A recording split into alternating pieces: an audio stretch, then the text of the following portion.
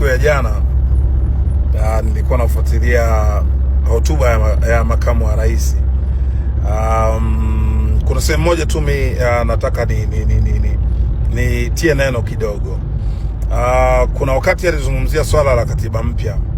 Makamu wa rais alisema vijana wa Tanzania, piganieni katiba mpya. Umenielewa?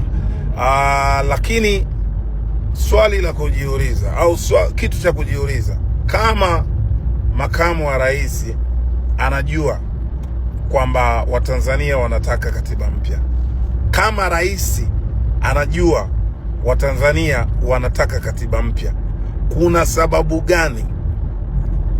Kuna nini? Kwa nini watuambie tupiganie tupate katiba mpya, wakati wenye mamlaka ya kuruhusu kuanzwa kwa mchakato wa katiba mpya ni hao wenyewe? Ni rais aliyezungumza kuhusu Watanzania tupiganie katiba mpya, ni makamu wa rais.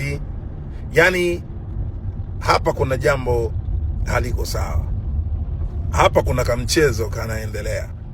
Makamu wa rais, usituambie tupiganie katiba wakati wewe unajua kabisa kwamba Watanzania wanahitaji katiba mpya, na ndio maana ukasema watu wanahitaji katiba mpya. Umenielewa?